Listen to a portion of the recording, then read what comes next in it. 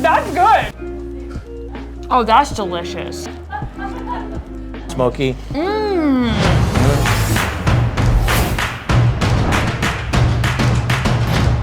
What's up, America's Best Restaurants? I'm Danyel Detomo with the ABR Roadshow. Today we're in Wampsville, New York at a place called Madison Bistro. Farm to table is what you can expect here. Let's go inside.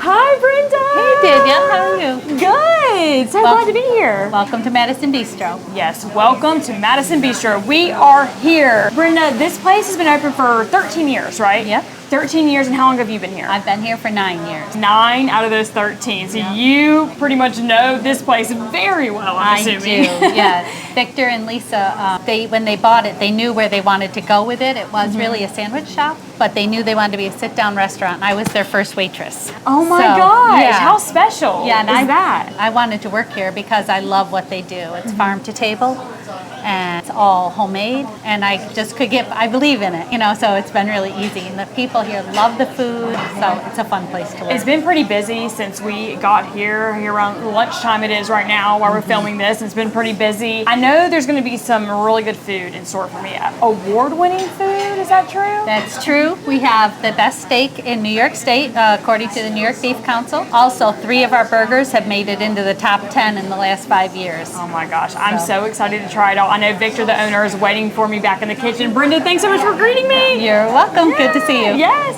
Back in the kitchen now with the owner, Victor. Oh, hey, Victor. Hi. What's up? What's up? I'm so glad to be here. Heard great things. Just met with Brenda. She greeted me. Oh, she's awesome. She is awesome. Been here for 9 years, and she told me I could expect some great things with the food. We're making the Elvis Burger. Elvis Burger, and this burger's won some awards. Number 4, best in the state of New York with the New York Beef Council 2019. Heck yes. Okay, well, Victor, you just show me how it's done. It's a bacon cheeseburger topped off with some fried onion rings, and we kind of show off a little bit. Oh my goodness. Oh my goodness. Just a few. How in the world do people order this a lot? All day long, honey. And is it more they're ordering it for fun to see if they can actually eat it? Or they're like, yeah, I'm this hungry and I'm ordering this because I'm starving. And then that goes out of fun. What in the world? You need the skewer to keep it Okay, together. so it's cheese, Bacon, bacon, fried onion rings, lettuce, tomato, onions. And why is it called the Elvis Burger? Because it's so much fun. Heck yeah, With the I like that. hunk of burning love, baby. Oh, yes, you know it. Oh my gosh. So usually, at this point, Victor, I try the thing, but I don't even know where to begin with this. I think we might have to sit down and have that, to do that. How do you normally... There are several different approaches. I'm going for it. I'm just gonna do it. What's the approach? Smash and grab, you can deconstruct. What if I just I'm just gonna do eat the bottom half. Okay. Where the burger is. You can do that. You might have to sleep through here. That's good. That's really good. I don't know how people eat that whole thing, but I just attempted. All day long. Oh my goodness. The Elvis Burger. And we're gonna be showcasing much more food here in a little bit, Victor, because I've heard you have a really good steak. We do have a great steak. Farm to table, you keep it simple. We do. Oh my gosh, so that's next. I'm still chewing over here. I want to see you try the burger. You want to see me attack this? How would you attack it? I don't know. It's been a while since I attacked an Elvis Burger, but... you can do the other side, not the side I've been out of. Oh, see, he did it right. You did so much better than me. So much better than me. So years of training. He knows what he's doing. Victor, thank you. We're going to chat with you in a little bit. Head in the dining room area and get some more food prepared.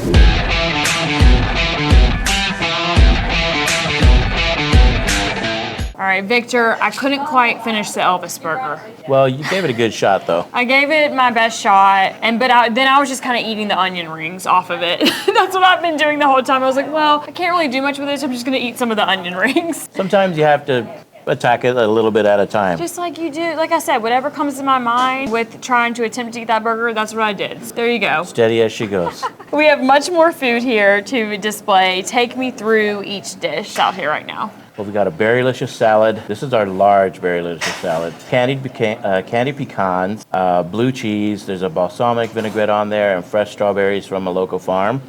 And then this is our brisket sandwich, slow smoked Texas-style brisket barbecue. You know about that Texas style, don't you? Yes, ma'am. Served with dill pickles and onions, because that's the way it should be served. Our mac and cheese, of course. Mac and cheese. The award-winning New York strip steak New York with strip. our compound butter and some fries. And that's the one that I'm gonna try. Because Well. we've been talking about this since, look at me, I'm like, we've been talking about this since we got here. Okay, you won the award for this. Tell me about that day. Like, were you expecting anything when you walked into that? I didn't expect to win, that's the truth. I didn't have faith at the time, that's for sure. We were nominated to be in the top 10, and then we traveled to this college down the road where we had a cooking throwdown pretty much with the other 9 rather. And there were other steaks. I mean, you had steakhouses from all over the place and other restaurants, and we're a small shop. You know, I just didn't think that we stood a chance to win. So they told us to prepare the steaks and send one out that was going to go on a table and another one for the judges. And I did that. And I rolled up my knives and I left. And they called me and said, come on back because we're about to announce the winner. And they did. It was just amazing. Yeah. Absolutely amazing. I did everything I could to get out of that contest. And Well, now you're glad you didn't get out of it. I'm glad I didn't. I know, Yes, look I at am. that. And you had the article in here about Oh, it, sure, your yeah. picture, little write-up. Here's my bite. What do you think about that? It's a pretty decent bite. Okay, I try my best. Nice color. You know, I try my nice color. Oh, that's delicious. Oh my Yeah. gosh. That's a good steak. It is a good That's steak. really flavorful. Is that like medium rare? Medium rare. Medium rare. That's the way to go. Medium rare is the only way to go. That's how I like my steak. Oh my gosh, Victor, that's so good. I'm glad you're enjoying that. I am, and as I enjoy it, you're really big on farm to table here. Talk to me about that.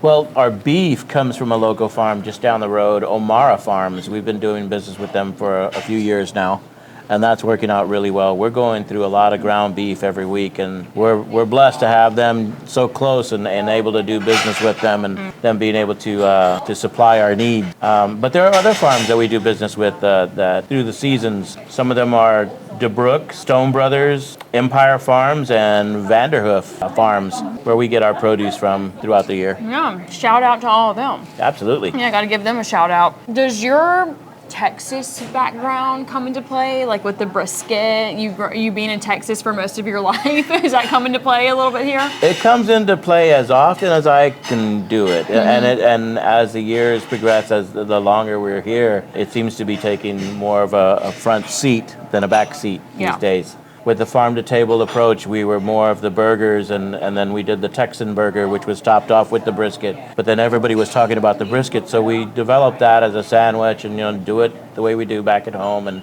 yeah, we try to keep it personal. It's important to have that, I feel. In our business, we want it to be something that is going to, our lives are going to show through it, and not just another spot where you can have food, but... Yeah.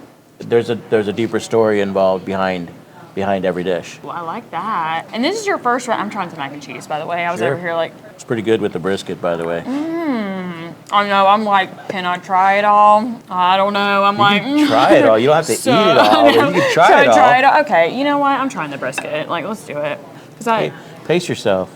I know, right? It's hard. It's really You got a hard. whole steak to go. I know. It's really hard to do to pace myself. All right, let's try the brisket. Let me do this really quick. Nice and smoky. I don't eat brisket a lot either. Talk to me.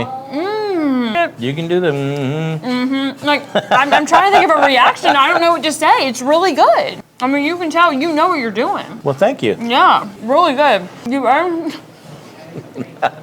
That says it all right there. That's a wrap. I Thank don't you know very what much. to say. Like, I don't know what to say. It's just really good. Like, I'm not a big brisket eater, and I guess, like, I don't expect much going into, like, with It brisket. should melt in your mouth. Yeah. It should be nice and smoky, but not have a lot of to it. So the temperature of the smoker's got to be just right.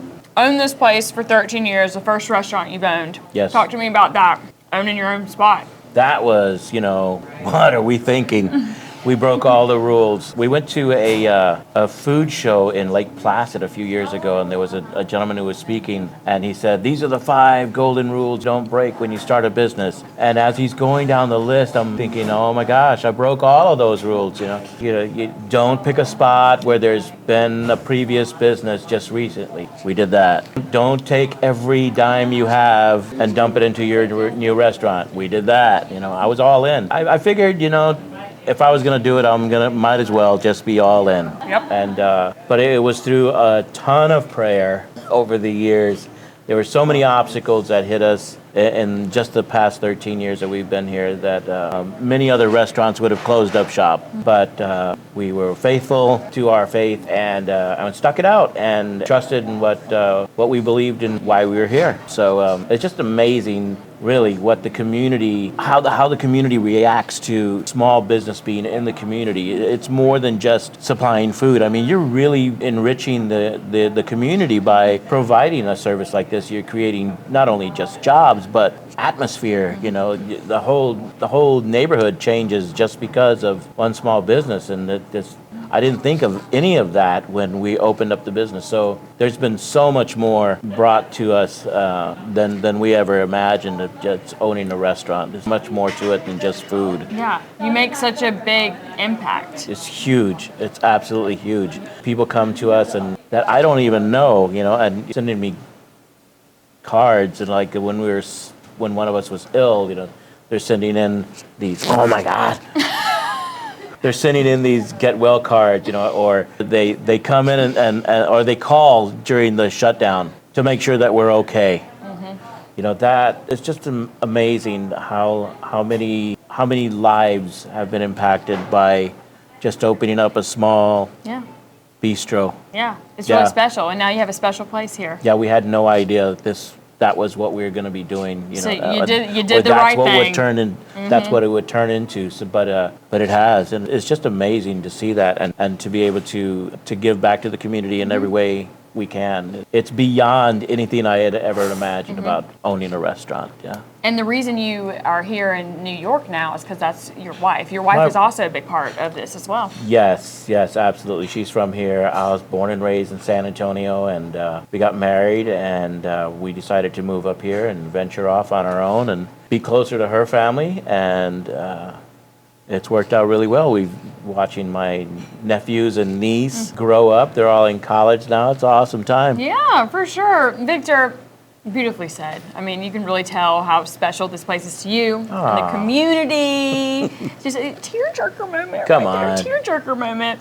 Should people, if they want to keep it up to date with what you got going on, is Facebook the best way, would you say? Your Facebook page? We do Facebook, we do Instagram, and we have a live website that we're revamping right now. Okay, so you're revamping the website. Yeah. Okay, wonderful. Well, their Facebook page, of course, we've been on there some. That's where everything will be.